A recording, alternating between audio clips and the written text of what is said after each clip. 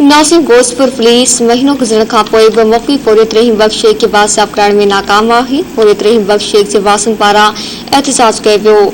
संदन चवणु आहे त एसएसपी कश्मीर अमजद शेख मुगी जी बाज़ाबी यकीनी बणाइण लाइ एक्शन खणे। गोसपुर खां अब्दुल समी विजाराणी रिपोर्ट करे रहियो आहे।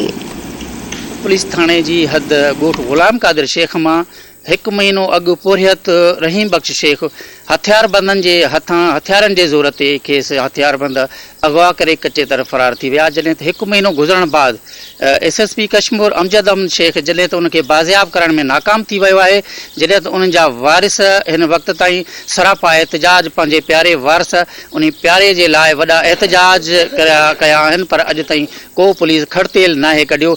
अॼु असां ॻोठ ग़ुलाम कादिर में मौजूदु आहियूं, जिते उन रहीम बख्श फौरियत जी अमड़ ऐं उन जा भाइर नंढा मासूम ॿार अॼु सरापा एहतजाज आहिनि। अचो त उन्हनि खां पुछंदासीं त उनजो चवणु वधीक छा हूंदो। शाम जो पूरा अचड़ो वियो पे, शाम जो टाइम मोटी अचे पे ते रस्ते ते दाड़े लपट करे खणी हिन अद ताईं एसबी कुझु न करे सघिया, न पुलिस करे सघियो। मुंहिंजो घर में तॾो पे मां राति ॾींहुं रूड़ांदी मां कयो क़ुरान शरीफ़ आहे त मुंहिंजो सिज बि नथो लहे, न राति ई गुज़रे थी। ख़ुदा वास्ते ख़ुदा कान करे एसबी खे ॿांह वधां थी मां त मुंहिंजी कान का करे।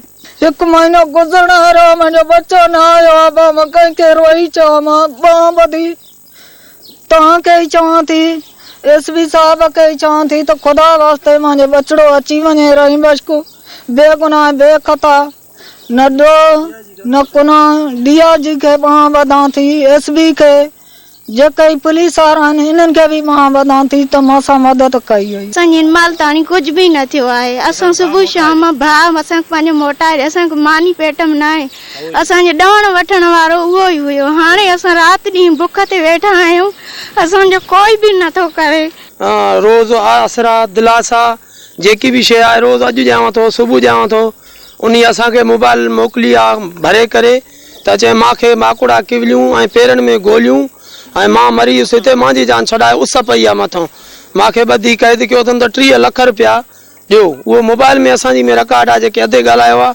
असां एसपी साहब खे क़ुरान पाक जे लाइ चवंदा पिया आहियूं त इन क़ुरान खे ॾिसी करे असांखे अधो पंहिंजो मोटाए ॾे। सूमर जे ॾींहुं नथा असां क़ुरान पाक खणी करे उते धरणो हणंदासीं, बाक़ाइदे असां पाण खे नुक़सानु लाहींदासीं, साड़ींदासीं पाण खे एसपी ऑफिस जॻियो। कुछ सफ़र गुज़र पियो कंदा हुआसीं। हाणे जीअं असांजो छोकिरो खॼी वियो आहे त असांजा कारोबार बि चपट बंदि थी विया आहिनि।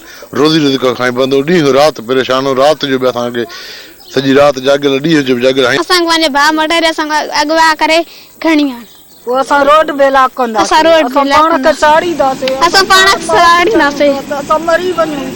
असांजो उस में वेठो आहे। कैमरामैन टीम सां गॾु अब्दुल समी विजाराणी, धरती टीवी न्यूज़।